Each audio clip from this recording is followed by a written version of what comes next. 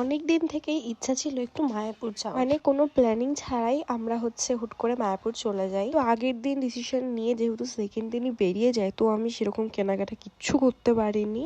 তো আমি আগের বার মায়াপুর গেছিলাম, তো সেখান থেকে আমি একটা গুপি ড্রেস কিনেছিলাম, তো তোমাদেরকে সেটা শেয়ার করবো। মায়াপুর গিয়েও আমি দেখছিলাম যে কোনটা ভালো লাগে, কিন্তু কোনোটাই ভালো লাগছিল না। দেন আমি আমারটাই পরলাম। আমাকে এরকম গুপি ড্রেস পরে কেমন লাগছে অবশ্যই তোমরা কমেন্টে জানাবে। ছিলাম হচ্ছে আমি, মা, ভাই, বৌদি, দাদা। আমার তো ভীষণ ইচ্ছা ছিল মায়াপুর যাওয়ার, শীত থেকে আমি বলছি যে চলো চলো, লাস্টে এই গরমে এসে আমরা গেছিলাম। আমি একটুও হাঁটতে পারি না, তার উপরে আবার গরম, আমি একদম পাচ্ছিলাম না, কিন্তু খুব ভালো লেগেছে মায়াপুরে গিয়ে। আমি অনেক ফটো ভিডিওস নিয়েছি, সেগুলো অবশ্যই তোমরা দেখতে পারবে আমার ইনস্টা। দেখো আমরা কিন্তু প্রসাদ খেতেও চলে এসেছি এখানে টিকিট কেটে। এখানের খাবার দাবার সবকিছুই একদম অসাধারণ, মানে আমার খুব ভালো লেগেছে, সেটা আগের থেকেই বলছি।